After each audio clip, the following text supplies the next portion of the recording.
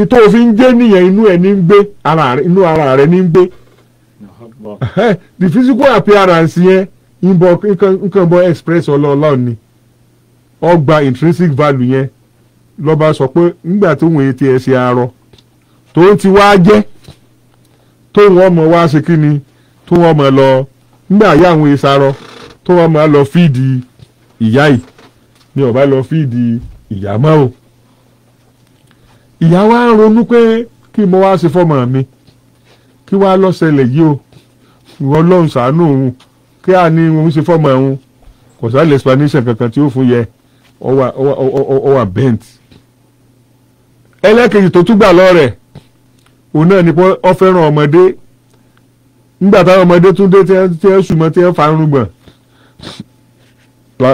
lọ́ba bínú làwọn ẹ̀ṣọ́ bá pa ọmọ lọ wọ́n ṣe irú ẹ̀ Soweto ṣe rántí àwo tí Sani Okosun ṣe killing my people killing my Soweto fire in Soweto nkankan exactly bó ṣe ṣẹlẹ̀ òun náà nìyẹn bó ṣe jára wẹ̀ kejì nu ìtì àwọ̀ kẹta ni pé prudent spending ti ṣe tẹ́lẹ̀ wọ́n bẹ̀rẹ̀ sí lavish wọ́n bẹ̀rẹ̀ sí waste fund nǹkan kan wẹ̀ báyìí bó a ṣe gbà ìyẹn náà ló fi jẹ́ pé nígbà tí àmì kọkànlá ó dé àkọ́bí àwọn tára dẹ̀ ní Quran 17:16 àkọ́bí wọn náà ni ó kú ni wàhálà ń ṣẹlẹ̀ sí.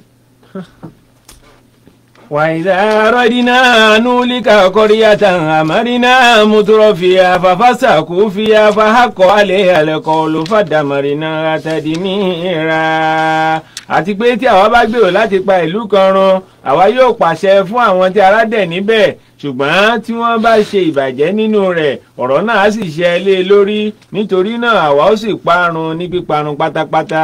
ẹni ara dẹ̀ níbẹ̀ kó má báyé jẹ́ kó má báyé jẹ́ ẹni ara dẹ̀ níbẹ̀ kó má báyé jẹ́.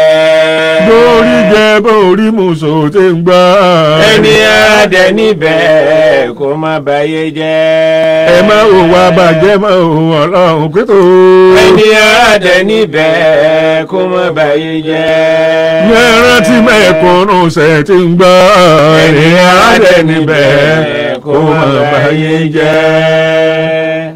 so ti rí báyìí wípé kì í lé ní kó tó múni lọ́bọ Ọlọ́run. Allahu akbar. Quran 10:88 to 89 gbọ́n tí Musa fi bọ́lọ̀ sọ̀rọ̀. Wa qala Musa rabbana innaka ataita fir'auna wa mala'ahu zinatan wa amwalan fil hayati dunya rabbana liyudillu an sabilika rabbana itmish ala amwalihim washdud ala qulubihim fala yu'minu hatta yarawul adhaba العليم قال قد أجيبت دعوتكما فاستقيما ولا تتبعان سبيل الذين لا يعلمون صدق الله العظيم. الله أكبر. Musa sì wí pé Olúwa wa dájúdájú ìrẹ ni ó fún Fíráúnà àti àwọn ìjòyè rẹ̀ ní nǹkan ọ̀ṣọ́ àti dúkìá nínú ìgbésí ayé ń bí. Olúwa wa àwọn ọ̀rọ̀ wọ̀nyí ni ó ń ṣe àwọn ènìyàn lórí kúrò ní ojú ọ̀nà tirẹ̀. Olúwa wa pa àwọn ọ̀rọ̀ wọn náà rẹ́ kí o sì mú ọkàn wọn le nítorí kí wọ́n má lè ní ìgbàgbọ́ títí tí wọ́n ò fi rí ìyà ẹlẹ́ta eléro. ẹni aládẹ níbẹ̀ kó má báyé jẹ́ kó má báyé jẹ́. ẹni aládẹ níbẹ̀ kó má báyé jẹ́. ìyà orí jẹ́ wà nígbà kọ̀ọ̀kan.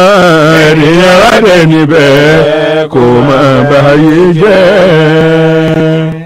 sẹ́yìn náà rí ọ̀nà pé ìwà ní ń bí wàhálà sínú ayé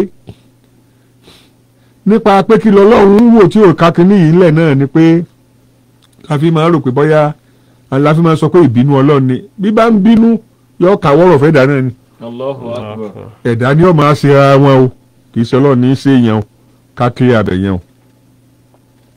àníṣe àwọn èèyàn hailata wọ́n dá sí mẹ́ta orílẹ̀-èdè kọ̀ọ̀kan ló ti dá sí mẹ́ta nípa àwọn ènìyàn tí ń gbé bẹ̀. àwọn tí ń hùwà àbàjẹ́ apá kan ni wọ́n àwọn àfáà tí ń kìlọ̀ ọ̀bàjẹ́ apá kan ni wọ́n, àwọn tí ò lọ́pọ̀túnítì tàbí tá a dáadáa tí ń ṣe dáadáa apá kan ni wọ́n, àwọn tó wá jẹ́ àwọn ènìyàn tí ń ṣe dáadáa àtàwọn tí ò láǹfààní, torí pé ọ̀pọ̀lọpọ̀ láǹfààní ni òjá náà máa ṣe bàjẹ́ o. àwọn á sọ wípé kí wọ́n á ní tiẹ̀ ń sáwọn àfáà yìí náà tí wọ́n gbẹ́nu wọn dání, àbí ẹ ti gbàgbé wípé ọlọ́run ti sọ pé wọ́n jẹ àwọn tó bá ń ṣe àwọn táwọn pípì yìí ṣe, ọlọ́run ti sọ pé wọ́n jẹ wọ́n yà ni.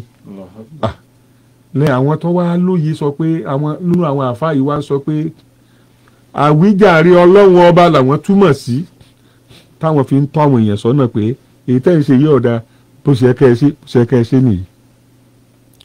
ẹ jẹ́ á rántí pé 1918 Spanish flu 50 million deaths ìyẹn record. nígbà wọ́n relax òfin lọ́tí kò tí ọ̀yẹ́ wọ́n relax ẹ̀ 15 million ní tẹ́lẹ̀ ló aggravate by 35 million, so the whole world recorded 50 million deaths. In 1946 after the World War II problem àjàká òkú náà ó ti ṣẹlẹ̀ ńgbà náà. 1968 Hong Kong flu ló ṣẹlẹ̀ tọ́pọ̀lọpọ̀ tó kú lọ ńgbà yẹn. 2003 South China coronavirus ó ṣẹlẹ̀ ńgbà yẹn. àti pé mo fẹ́ kó mọ̀ wípé àwọn Chinese ń ti ń ṣẹlẹ̀ lọ́wọ́lọ́wọ́ pa COVID-19 yìí, fíìmù kan ń bẹ tí wọ́n ń pè ní Contagion in 2008 ni wọ́n show rẹ̀ exactly bí ṣe ń ṣẹlẹ̀ lọ́wọ́ yìí òun náà ló ṣẹlẹ̀, torí pé mo dẹ̀ sọ pé on this 2003 outbreak tó ṣẹlẹ̀ Hong Kong University àwọn náà ṣiṣẹ́ lórí kí ló lè fà á, wọ́n dẹ̀ gbé ìwé jáde lórí ẹ̀, wọ́n dẹ̀ sọ wípé ẹ̀yà fáírọ́ọ̀sì yìí 36 ni ọ̀kan nínú ẹ̀ nìkan tó bẹ́ẹ̀lẹ̀ ní 2003 ní South China coronavirus period. So 2019 yìí èmi àti yín gbogbo ọ̀nà ni a fi gbọ́dọ̀ wá ọ̀nà tírú rẹ̀ yóò fi ní ṣẹlẹ̀ mọ́. tẹ́ ẹ mọ̀ pé àwọn nǹkan tá a ti kọ́kọ́ experience tẹ́lẹ̀, hurricane and tsunamis, earthquake and volcanic eruptions, èwo lọ́wọ́ ọmọ sí mbẹ́. Various diseases surfacing due to human recklessness, waywardness and frivolities, gonorrhea, syphilis, thunderbolt, HIV, AIDS, Ebola, Lassa fever, COVID-19, gbogbo rẹ̀ náà ní kàǹkà. ṣùgbọ́n the baseline tí gbogbo ẹ̀ fi ń ṣẹlẹ̀ òun náà ni wípé Quran 10:21 ta kàlẹ́ kan pé nígbà tá a bá mú wàhálà kúrò, torí pé Saudi Arabia náà nígbà tí ànábì tó ṣípò kúrò ní Mecca tí wọ́n lé lọ sí Medina, àwọn wàhálà báyìí ó ṣẹlẹ̀, làwọn ẹbí àwọn ìjọ ńláńlá Mecca wá rò wípé kí n ṣe ìbínú ló wá pọ̀ tó yìí tí ìyà yìí fi wá bẹ̀rẹ̀ sí ṣẹlẹ̀ sí wa, ni wọ́n wá lọ bá ànábì ní Medina pé ẹbí tiẹ̀ náà ti ń wà affected, rọ́jú kó rọ́nù kó ṣàánú wa nǹkankan. ṣùgbọ́n kí Ọlọ́run fi dá wọn lóhùn ní Quran 23:75-77 ó ní bá a bá mọ̀ọ́mọ̀ ṣàánú wọn lásìkò yìí, bá a bá mọ̀ọ́mọ̀ ṣàánú wọn ní àsìkò yìí, ó ní wọn ò ní dìrẹ́ bẹ́ẹ̀, ó ní wọn ó tún burú nú àìdá wọn ni.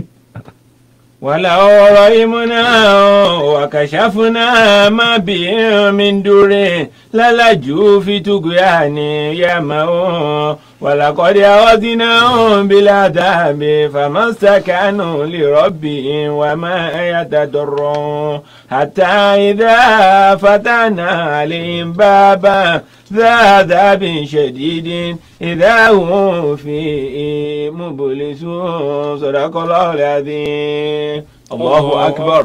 Allahu akbar. tí ó bá ṣe pé a ṣe àánú wọn tí a sì sí ohun tí ó ń bẹ fún wọn ní ìnira kúrò, síbẹ̀síbẹ̀ wọn ìbá takú sínú orí kunkun wọn ìbá sì máa dààmú nínú ìṣìnà wọn. dájúdájú a fi ìyà jẹ wọn, síbẹ̀síbẹ̀ wọn kò tẹríba fún Olúwa wọn àti pé wọn kò sì jírẹ̀ bẹ́ẹ̀ títí a fi ṣí ilẹ̀kùn ìyà tí ó le koko lé wọn lórí. nígbà náà wọ́n sọ ìrètí nù. Allahu akbar. Oni walakwadija rasulu min fakasabu fahaza umul yasabu wa hum tolimu. Àti pé dájú òjíṣẹ́ kan ti wá bá wọn nínú wọn wọ́n sì pè lópùrọ́ nítorí náà ìyà sì mú wọn nígbà tí gbogbo wọn jẹ́ alábòsí. ṣọ́ọ̀ṣì mọ́ṣáláṣí àtàwọn ilé ìsìn wa ni ẹ jẹ́ àtúnṣe ẹ má sọ pé tọ́lọ́mbó divine intervention is highly necessary.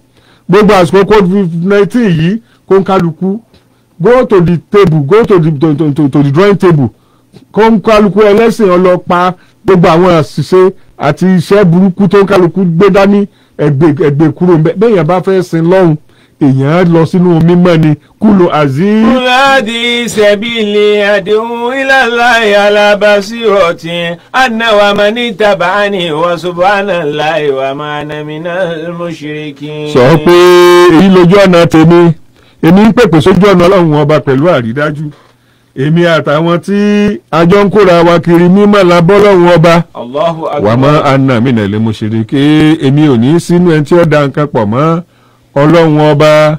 mímọ́ ni Jésù fi rinlẹ̀ fún Christianity, mímọ́ ni Musa fi rinlẹ̀ fún Judaism, mímọ́ ni àná Muhammad ló fi rinlẹ̀. ìṣẹ̀ǹṣe kò sílùú kan tí ṣẹ̀ǹṣe ò sí. ẹ̀sìn ṣàtọ̀rìn wá o ibi tọ́kàn gbà wá ni a fi sọ pé àtọ̀rìn wá o. mímọ́ ni kò wá láti kọ̀ndẹ́mù àṣà gan.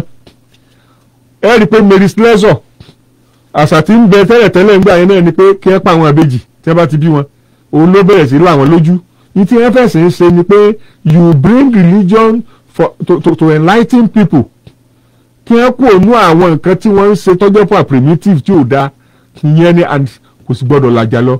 Quran 6:108 ni Ọlọ́run ti sọ pé ẹ má bu tí ẹ ń sìn lẹ́yìn Ọlọ́run káwọn náà má bàa bu tí ẹ ń tẹ̀yìn náà ń sìn pẹ̀lú kọjá ẹnu àlà àwa la jẹ́ kí ṣe oníkálukú kó kun lójú. wàlá tasúbù lẹ́dínà yad'una min dunillahi fayasúbù Allaha adwan bighairi ilmin kadhalika zayyana likulli ummatin amalahum thumma ila rabbihim marji'uhum fayunabbi'uhum bima kanu ya'malun. ojú tá a fi lè wo àwọn ọ̀rọ̀ yìí báyìí ò ní pé kárí wípé there will continue to be changes for improvement. Stone Age láti bẹ̀rẹ̀ ẹgbẹ́ ayé, adé Iron Age civilization nìyẹn o, adé Agrarian Age, adé Industrial Age, adé Technology Age, ICT from analog to digital ìyá tún ti wà yìí o. ṣètìlì sì wípé gbogbo nǹkan ó mọ change ni bẹ́ẹ̀ náà ni fún ọ̀rọ̀ religion atheism lèyàn fi bẹ̀rẹ̀ pé kò sí ti ń jọ́lọ́hún kò sí ti ń jọ́lọ́hún kò sí ti ń jọ́lọ́hún nígbà téèyàn bá dàmọ̀. lẹ́yìn náà láwàá lọ sínú idolatry pé ọlọ́run yìí tóbi o ṣùgbọ́n àlè kò lójú o ẹ jẹ́ kí ọbàtà lọ́mọ bá wa bá sọ̀rọ̀ ẹ jẹ́ kí kìnìún ọmọ bá sọ̀rọ̀. So it's a stage of development to realize who is this God. lẹ́yìn náà ló tó kan pé believe in a particular religion tá a rí wípé state of piety tó ń tún gbé dání ó tún wà háyà ìyẹn ni ló wá kàn. ṣùgbọ́n kó tó kàn yẹn nígbà tó a ti kàn yẹn àwa tá a yà wọnú ẹ̀ àwa tá a nìkan ṣe wà ń bẹ̀ àwa tá a nìkan ṣe wà ń bẹ̀ this is where hypocrisy comes in mọ̀nàfìkì. torí pé ẹ̀ ń bá ti gbàgbọ́ tó tún wá ń ṣàì gbàgbọ́ tí ó sì rí mọ́ nú ẹ̀sìn òun ni wọ́n pè mọ̀nàfìkì pẹ̀lú àìgbàgbọ́ tí ń ṣe. lẹ́yìn hypocrisy holiness for Allah the best state of piety. so èyí ọmọ graduate lọ ni ìyẹn ní tẹ̀sìn. so ló fi jẹ́ pé kò sí ẹ̀sìn tí ò dáa but the practice ibi tá a dẹ̀ ti ní problem tí yàtọ̀ ti wà fún gbogbo àwọn ẹ̀sìn tí ń bẹ òun náà ni the area of atonement. nígbà abala adẹ́sẹ̀ mùsùlùmí istigifaru lẹ́ẹ̀lọ́ ti yín làwọ́ lọ àwọn kìíní ẹ̀jẹ̀ Jésù ni wọ́n ní yóò fọ àwọn mọ́ that is their own belief. àwọn oníṣẹ̀ǹṣe wọ́n ní ẹbọ làárú irú ẹbọ nǹkan ṣùgbọ́n mi wá ń challenge òǹkàlùkù wípé tí òǹkàlùkù bá tẹ̀lé bọ́lọ̀ ń ṣe wí kò ní ìdí atonement kankan you will be relating to your God with ease tọ́dẹ̀ máa rí answer wà ìsáàsálákà. سألك عبادي عني فإني قريب أجيب دعوة الداعي إذا دعا فليستجيبوا لي وليؤمنوا بي لعلهم يرشدون. ó ní báwọn ẹrú sèmi bá ń béèrè nípa èmi ọlọ́run ọba lọ́wọ́ rẹ̀ sọ fún ẹ pé mo súnmọ́ wọn ju sọ́run wọn lọ. Allahu akbar. èmi ń jẹ́ pé olùpèpè nígbà wọn bá pè mí ṣùgbọ́n tí ó lè jẹ́ kí kó wà sustained òun ni pé fálíyàstà jìbúlì ní tèmi náà sọ pé wọ́n ṣe tí wọ́n bá ń ṣe àtijọ́ wà nù. Allahu akbar. ó ní tí wọ́n bá lè ṣe bẹ́ẹ̀ wálé yìí mẹ́nu bí ó ní kí wọ́n gbà pé mo ti gbọ́ mo ti gbà. làálà yàrá ìṣòdò àdúrà tí ò ní gbà mọ yàdọ̀ mi wá. mọ yàdọ̀ mi wá àdúrà tí ò ní gbà mọ yàdọ̀ wá wá. mọ yàdọ̀ wá wá àdúrà tí ò ní gbà mọ yàdọ̀ wá wá.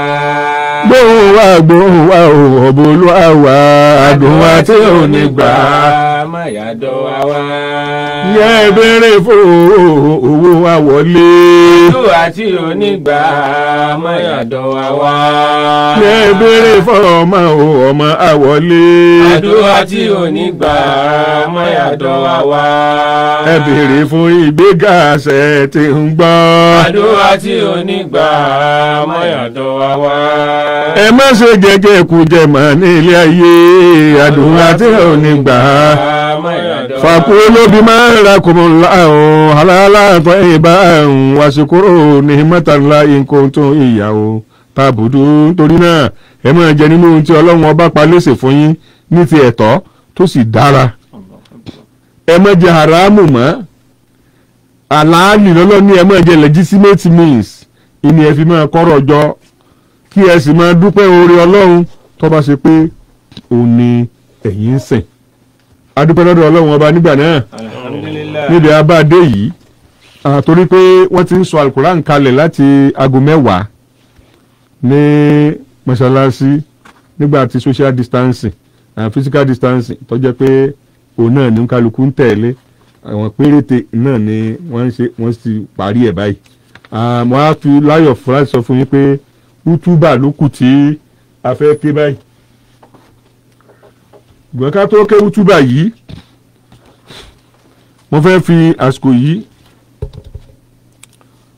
àsìkò yìí sọ fún wa wípé gbogbo ẹ̀yin tí ẹ ti fi ìwé ṣọwọ́ lórí àwọn ìbéèrè 7 tí a ní kí ẹ fi ṣọwọ́ ẹni wọ́n bá gba gbogbo ẹ̀ tán ẹ̀bùrà bandẹ̀ ìwé bíi 4 àti owó ńlá náà ní ọgbà àti holy Quran pẹ̀lú 5,000 náà ní ààfún ẹ̀ ń bá gba 80% ń tààfún òun náà ní 4 àtàwọn ìwé díẹ̀ ẹ̀ ń bá gba 70 ẹ̀ ń bá gba 50 náà ló dé o tó o bá ti I don't believe in kí n máa fún yàn ní dídídídí you must at least kọ̀ wá credit level ọlọ́run gbà fún wa ní agbára ọlọ́run àṣeyíṣẹ́ mi o gbogbo ibi tí oníkálukú bá wà kí ẹ tẹ́wọ́ àdúrà o kí ẹ tẹ́wọ́ àdúrà báyìí.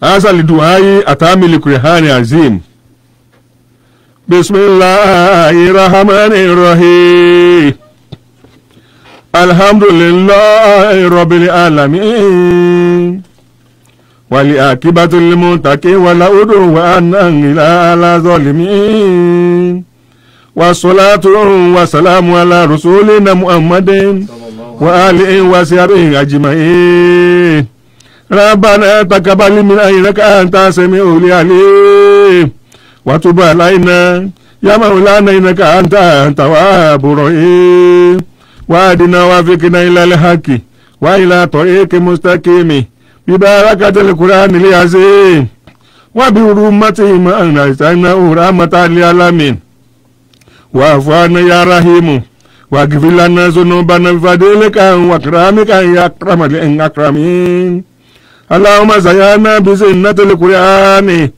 وأكرمنا بكرامة القرآن وشرفنا بشرافة القرآن ولبسنا بحاليات القرآن وهدينا جنة بشفاعة القرآن وعافينا من كل بلاء دنيا وعذاب الآخرة بحرمة القرآن وهريام جميع أمة محمد يا رحيم يا رحمن اللهم اجعل القرآن لنا في الدنيا قريرا وفي القبور مونسا وفي القيامة شفيعا وعلى صراط نورا وإلى الجنة رفيقا ومن النار سترا وحجابا وإلى الخيرات كليا دليلا وإماما بفضلك وجودك وكرمك يا كريم اللهم هدينا بهداية القرآن ونجنا من النيران بكرامة القرآن ورفعنا درجاتنا بفضيلة القرآن وكفر عنا سيئاتنا بتلاوة القرآن يا ذا الفضل والإحسان اللهم طهر قلوبنا وستر عيوبنا وشف مريضنا وكيد دوننا وبيض وجوهنا ورفع درجاتنا ورياء مبهانا ويرلي ومنعتنا واصلح ديننا ودنيانا وستات سبلنا دينا وحفظ لنا وأهوالنا وبلادنا من جميع الآفات والأمراض والبلايا وثبت أقدامنا والانصرنا على القوم الكافرين برحمة القرآن العظيم اللهم بلغ ثوابها مقرانه ونوره مطلعناه إلى روح سيدنا محمد صلى الله عليه وسلم وإلى نرواه جميع الأنبياء والمرسلين صلوات الله وسلامه عليهم أجمعين وإلى نرواه أبائهم وأولادهم وأزواجهم وأتباعهم وجميع ذريتهم رضوان الله تعالى عليهم أجمعين وإلى نرواه أبائنا وأمهاتنا وإخواننا وأخواتنا وأولادنا وأقربائنا وأربائنا وأصدقائنا وأستاذنا وأستاذنا وشيخنا ولمن كان له حق علينا ولجميع المؤمنين والمؤمنات والمسلمين والمسلمات الأحياء منهم والأموات يا قضي الحاجات ويا مجيب الدعوات استجاب دعانا برحمتك يا رحيم الرحيمين وسلام على المرسلين والحمد لله رب العالمين بالفاتحة. بسم الله الرحمن الرحيم الحمد لله رب العالمين الرحمن الرحيم مالك يوم الدين إياك نعبد وإياك نستعين اهدنا الصراط المستقيم صراط الذين أنعمت عليهم غير المغضوب عليهم ولا الضالين آمين آمين آمين سبحان ربك رب العزة عما يصفون والسلام على المرسلين والحمد لله رب العالمين. àdúrà tí ò ní gbà mọ́yàdọ̀ wá wá mọ́yàdọ̀ wá wá. àdúrà tí ò ní gbà mọ́yàdọ̀ wá wá. wọ́n ti béèrè fọlá òkọ̀lá òwọlé o. àdúrà tí ò ní gbà mọ́yàdọ̀ wá wá. a béèrè fún bùkún ìbùkún wọlé o. àdúrà tí ò ní gbà mọ́yàdọ̀ wá wá. gbàgbára wọ̀ wá o lọ́rùn wá. àdúrà tí ò ní gbà mọ́yàdọ̀ wá wá. kò ní bàjẹ́ fẹ́ nìkan òun ẹnìkan kan wá. àdúrà tí ò ní gbà mọ́yàdọ̀ wá wá. mọ́yàdọ̀ wá wá.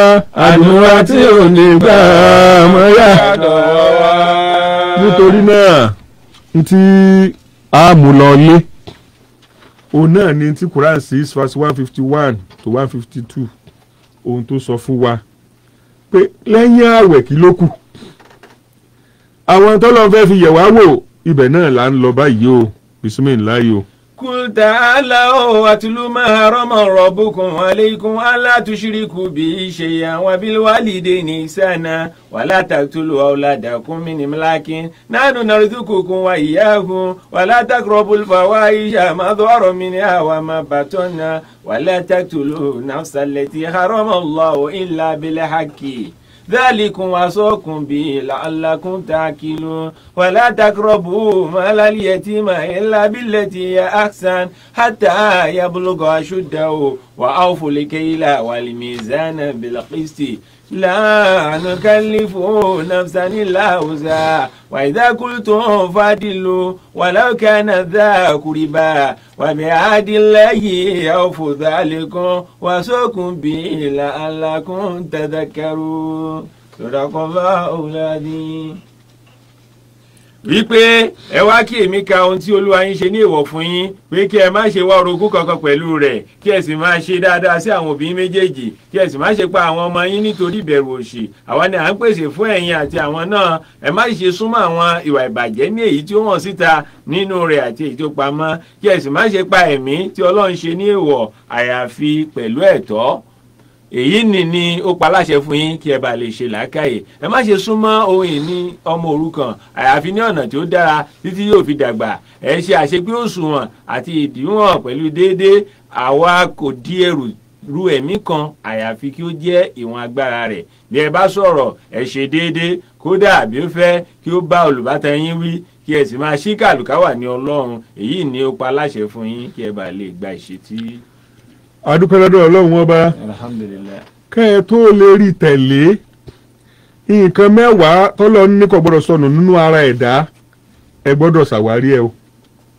iná lé mùsùlùmí iná wálé mùsùlùmáàtì wálé mọ́mìnì iná wálé mọ́mìnàtì wálé kọ́ni tí iná wálé kọ́ni tàtì wàsọ́ọ́dì kí iná wàsọ́ọ́dì kàtì wàsọ́ọ́bìrì iná wàsọ́ọ́bìràtì wálé àṣẹ iná wálé àṣẹ àtì wálé mùtàzọ́dìkínà wálé mùtàzọ́dìkà wàsọ ìmírà wàsọ ìmọ̀tí wálé hàbísínà fúrùjà ọ̀ wálé hàbísàtì wàsọ akérènà ńlá àǹkàṣírà wàsọ kíràtì àdàláhù làhùmù magfirata wà ájírà nàzímà àtọkùnrin àtobìnrin wa wọ́n ní agbọ́dọ̀ jẹ́ni tí ó fi gbogbo ara wa sílẹ̀ fọlọ́run ọba bí bébì ṣe máa fara sílẹ̀ fún wa bá a bá gbé tí ò ní bẹ̀rù pé òun ọmọ jábọ̀ ọlọ́run kì í já àyàn bọ́ gbára rẹ̀ lé ó ní ìgbàgbọ́ nínú gbogbo tó kà sílẹ̀ nínú ìwé mímọ́ ó ní kémi àti ká dúró déédéé pẹ̀lú kí n ti bẹ́ẹ̀ nínú ìwé mímọ́ tá à ń tẹ̀lé o ó ní ká jẹ́ olódodo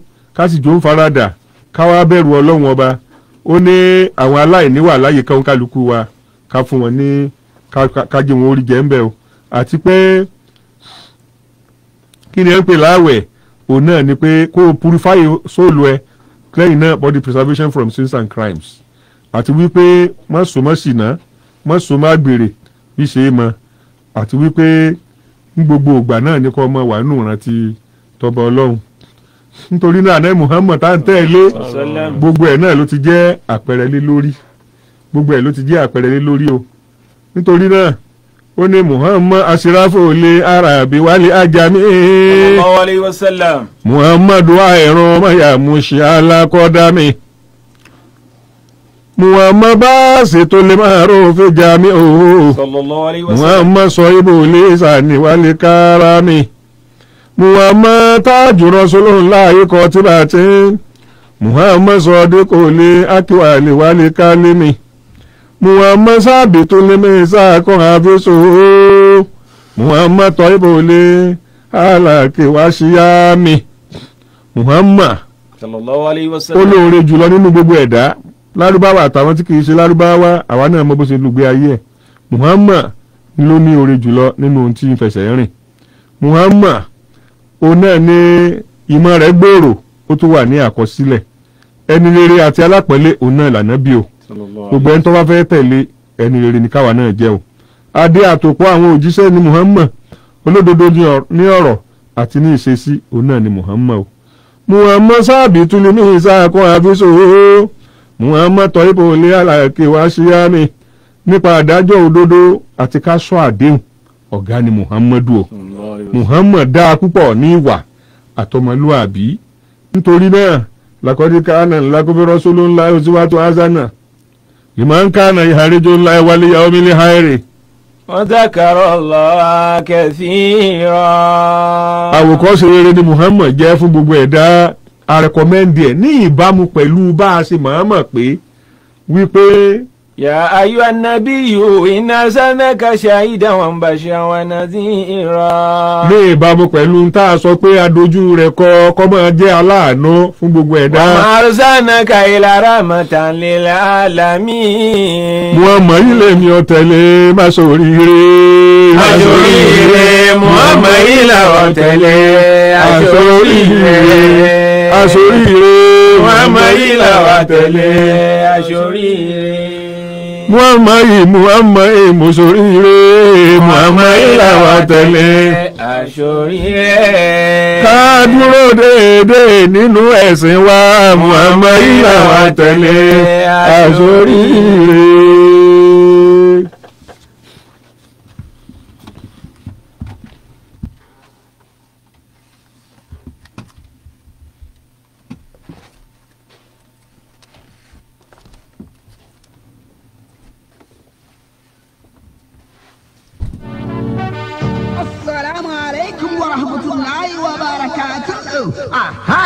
Ẹni tá a ti retí dé o àlìwúlẹ̀ máa ń wọ south lambe alágbàálẹ̀ wa aṣíwájú ẹ̀sìn olùtẹ̀lé ànábì gbajúgbajà oníwàásí àgbáyé tó mú yẹnyẹn rí kéwù sọlá rí láwà ní sẹ́yẹ alùkí.